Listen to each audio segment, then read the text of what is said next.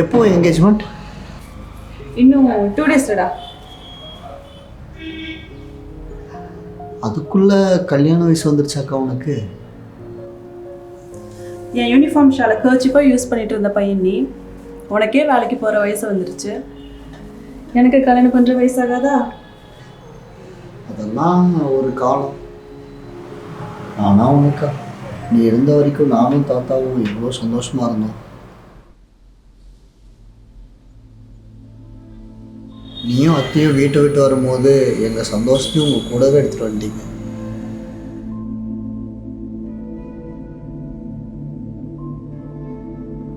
இல்லைக்கா, நானும் தாத்தாவும் உங்களை ரொம்ப மிஸ் பண்ணோம்.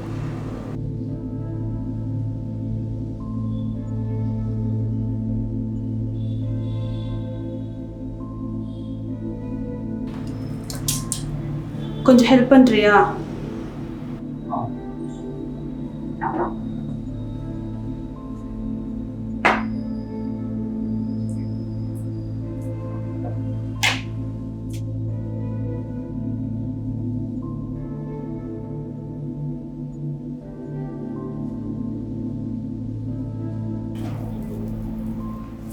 நீயும் அத்தையும் கோபமாக இருப்பீங்கன்னு தெரியும். ஆனால் அப்பாவும் சித்தப்பாவும் பண்ண தப்புக்கு பாவம் தாத்தா என்னக்கா பண்ணுவார்? நீ காஃபி குடிச்சால அந்த கப்பு, அதில் இன்னும் ஸ்டிக்கர் கூட கிளிக்கல. ஏன் தெரியுமா? இன்னும் 2 நாளில் என்கேஜ்மெண்ட். வீட்டில் 2 கப்பு தான் இருக்குது. நானும் அத்தையும் கஷ்டப்படுறோன்னு நினச்சிடாத. எங்களுக்கு இதுக்கு முன்னாடி 3ஆவது ஒரு கப்புக்கு தேவையே இருந்ததில்லை. என்கேஜ்மெண்ட் அப்போது பையன் வீட்டிலேருந்து ரிலேட்டிவ்ஸ்லாம் வருவாங்க. அந்த நேரத்தில் வேறு கப்பு இல்லைன்னா நல்லா இருக்காதுல்ல, அதனால் நேற்று தான் வாங்கினோம்.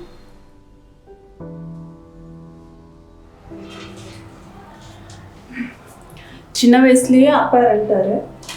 பையனே போயிட்டான், பொம்பளை பிள்ளைய பார்த்துக்க முடியாதுன்னு என்னையும் அம்மாவையும் திரும்ப தாத்தாக்கிட்டேயே அனுப்பிட்டாங்க. நாங்கள் இருக்கிறதுனால தாத்தாவோட அந்த ஒரே வீடை எங்கே உங்கள் அப்பாவுக்கும் சித்தப்பாக்கும் கிடைக்காம போயிருமோன்னு எழுதி வாங்கிட்டு எங்களும் அம்போன்னு விட்டாங்க. அன்றைக்கி தான் இந்த வீட்டில் கடைசி நாள்னு தெரியாமல் தாத்தா என் பர்த்டேக்கு கேட்டதெல்லாம் வாங்கி கொடுப்பாருன்னு ஆசையாக கனவு கண்டுட்டு இருந்தேன். அந்த நாள் இன்னும் என் கண்ணுக்குள்ளே அப்படியே இருக்கு.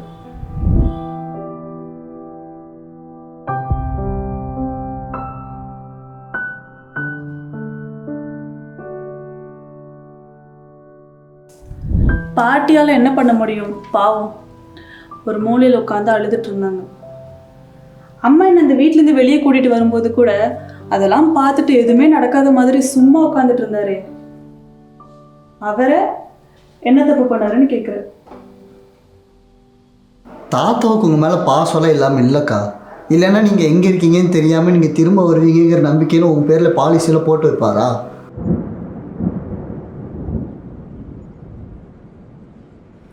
போன வாரம் தாத்தாவோட நினைவு நாள் அன்னைக்கு உன் பேரில் ஒரு லெட்டர் வந்துச்சு. தாத்தாவோட ரூம் போய் செக் பண்ணப்போ உன் பேரில் ஒரு பாலிசி டாக்குமெண்ட் கிடச்சிது. பாலிசி பீரியட்லாம் முடிஞ்சு 1 வாரம் ஆச்சான். உன்னோட ஐடி ப்ரூஃப்லாம் சப்மிட் பண்ணால் உடனே உன் அக்கௌண்ட்டுக்கு பணம் வந்துடணும்.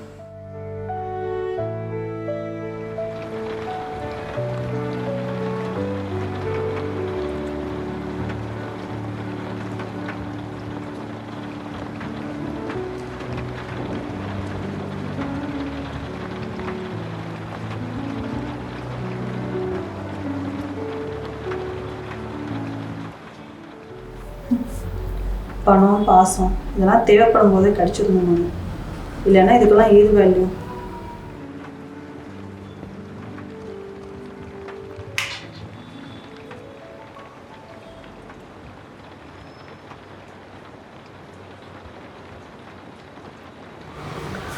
ஆமாக்கா, எல்லாம் கிடைக்க வேண்டிய நேரத்தில் கிடைக்கணும். இல்லைன்னா அதோட இம்பேக்ட் ரொம்ப நாளைக்கு இருக்கும். உனக்கு ஞாபகம் இருக்கா, தாத்தாவோட சூட்கேஸ்லேருந்து அடிக்கடி காசு எடுத்து மிட்டாயெல்லாம் வாங்குவேன்னு சொல்லி தாத்தா சூட்கேஸ்க்கு போட்டுட்டாரு. அப்புறம் ஒரு நாள் ஐஸ் சாப்பிட்ணுன்னு சொல்லி அந்த பூட்டை உடச்சி காசு எடுக்கும்போது தாத்தா பார்த்துட்டாரு. செம்ம அடி விழுந்துச்சு பெல்ட்டில். அதுக்கப்புறம் அத்திக்கிட்ட காசு வாங்கி ஐஸ் சாப்பிட்டுமே. எங்கே போனாலும் கூட கூட்டிகிட்டு போனேன், எக்ஸாமுக்கெல்லாம் சொல்லி கொடுத்தேன். திடீர்னு ஒரு நாள் எந்திரிச்சு பார்க்குறேன், நீயும் அத்தையும் காணோம். இப்போது மேக்ஸில் எல்லா பேப்பர்லேயும் அரியரு. சொல்லிக் கொடுக்க வேண்டிய நேரத்தில் நீ இல்லை, அரியர் வச்சுட்டேன். இப்போது இன்டர்வியூ அலைஞ்சிட்ருக்கேன். என்ன என் பக்கம் திருப்பி விடுற? நான் இல்லைன்னா என்ன, ஒழுங்கா படிக்க வேண்டியதானே?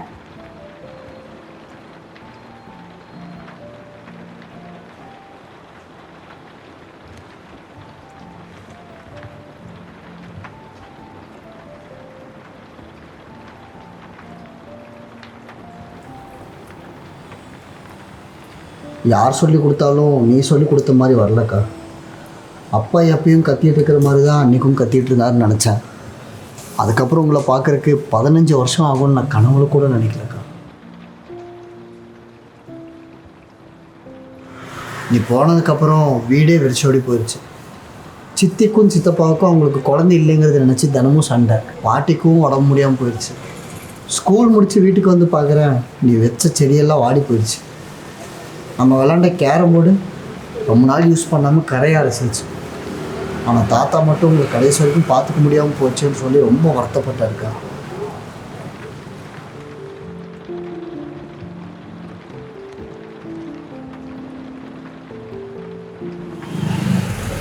பொண்ணை கட்டி கொடுத்துட்டோம், இதுக்கப்புறம் நம்மளை பசங்க பார்த்துப்பாங்கன்னு ₹1 கூட எடுக்காமல் அப்பாவும் சித்தப்பாவும் கேட்டாங்கன்னு இருக்கிற சொத்து எல்லாத்தையும் தாத்தா எழுதி கொடுத்துட்டாரு. எங்கே கொடுத்த சொத்தில் உங்களுக்கு கொஞ்சம் கொடுக்க வேண்டியதாக இருக்குமோன்னு அப்பா உங்களை வீட்டை விட்டு வெளியே அனுப்பிட்டார். எங்கே உங்களுக்கு சப்போர்ட் பண்ணால் பாட்டியை கடைசி காலத்தில் பார்த்துக்காம விட்டுடுவாங்களோன்னு தான் அன்றைக்கி உங்களை தடுக்காமல் விட்டுருப்பார். அப்போ புரியல, இப்போ தான் கொஞ்சம் கொஞ்சமாக புரியுது. ஒரு வயசுக்கு மேலே இப்படிலாம் பயம் வரும் போல். ஆனால் விதி, பாட்டி முந்திக்கிட்டாங்க. பாட்டி இறந்ததுக்கப்புறம் தாத்தாவோட பேச்சே குறைஞ்சிருச்சு. அவராக போவார் வருவார். அவர் ரூம்குள்ளே போயிட்டாருன்னா எப்போ வருவாருன்னே தெரியாது. சாகிற வரைக்கும் அப்படி தான்.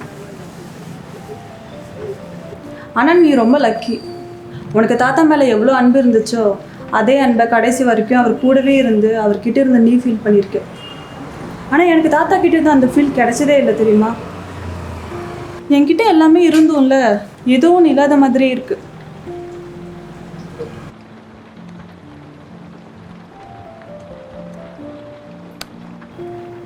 என்ன எரியல?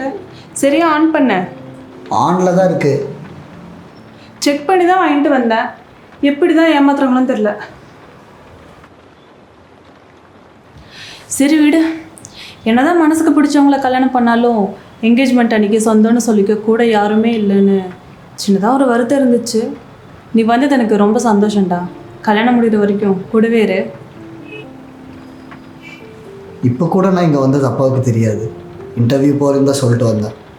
ஒரு நாள் இன்ஸ்டாகிராமில் நீயும் அத்தியும் இருக்கிற ஃபோட்டோவை பார்த்ததும் எனக்கு என்ன பண்ணுறதுன்னே தெரியல. ஓடி போய் அப்பா கிட்ட சொன்னேன்.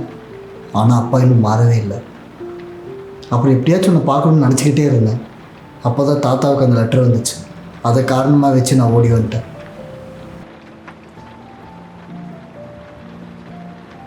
எனக்கு ஒன்று ரொம்ப பிடிக்கும்க்கா. எனக்கு நினைவு தெரிஞ்ச நாள்லேருந்து நான் உங்க கூடயே தானே இருந்தேன். கல்யாணம் பண்ணி போகிறது வேறு. சடனாக நீ இல்லை, நீ முன்ன இனிமேல் எப்போ பார்ப்பேனே தெரிலன்னா எனக்கு எப்படி இருக்கும்? அன்றைக்கி நீங்கள்லாம் சண்டை போட்டு எல்லாம் அவங்க ரூமுக்கு போயிட்டீங்க. தாத்தா மட்டும் என்னை தனியாக கூப்பிட்டு யாருக்கும் தெரியாமல் ஒரு உட்டன் பாக்ஸை கொடுத்து அதை உங்ககிட்ட கொடுக்க சொன்னார். அதனை கொடுக்க வரக்குள்ளே நீ தூங்கிட்ட. அத்தை மட்டும் தான் ட்ரெஸ் எல்லாம் பேக் பண்ணி வச்சுட்டு இருந்தாங்க. அந்த பாக்ஸை திருப்பி எடுத்துகிட்டு போனால் தாத்தா திட்டுவாருன்னு சொல்லி தான் அங்கே இருக்கிற ஒரு சூட்கேஸ்குள்ளே அத்தைக்கே தெரியாமல் நான் வச்சுட்டு வந்துட்டேன். சரி எப்படியோ காலையில் ஸ்கூலுக்கு போகல, அப்போ உங்ககிட்ட சொல்லிக்கலான்னு இருந்துட்டேன். காலையில் எழுந்திரிச்சு பார்த்தா நீயும் அத்தையும் வீட்டை விட்டு போயிட்டீங்க. ஒரு பாய் கூட சொல்லாமல் போயிட்டேன். 2 நாள் அழுதுகிட்டே இருந்தேன் தெரியுமா? என்ன பாக்ஸ் இது? எது? இப்போ தாத்தா என்கிட்ட எதை கொடுக்க சொன்னாருன்னு சொன்னீங்க, அது? அதெல்லாம் எனக்கு தெரியாது. தாத்தா உங்ககிட்ட கொடுக்க சொன்னாரு, நான் உங்ககிட்ட கொடுத்துட்டேன். தாத்தா கிட்ட போய் சொல்லிட்டேன். ஆனால் அப்படி ஒரு பாக்ஸ் நான் இது வரைக்கும் பார்த்ததே இல்லை. அக்கா நான் தான் வச்சேன். அத்தைக்கிட்ட வேணா கேட்டுப்பாரு, அவங்க கையில் கிடச்சிருப்போம். அம்மா என்கிட்ட அந்த மாதிரி ஒரு விஷயம் இருந்ததை சொல்லவே இல்லையே. எந்த பெட்டியில் வச்ச? அத்தனைக்கு ட்ரெஸ் எல்லாம் எடுத்து வச்சுட்டு இருந்தாங்க. அதுக்கு பக்கத்தில் ஒரு பிளாக் கலர் சூட்கேஸ் இருந்துச்சு, அதுக்குள்ளே தான் வச்சேன்.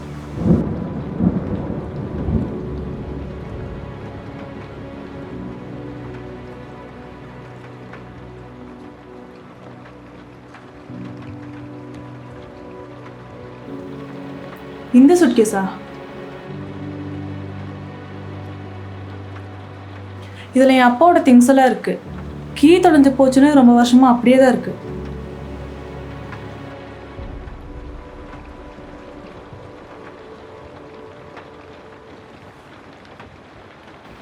சாவி இல்லையே, என்ன பண்ணுறது?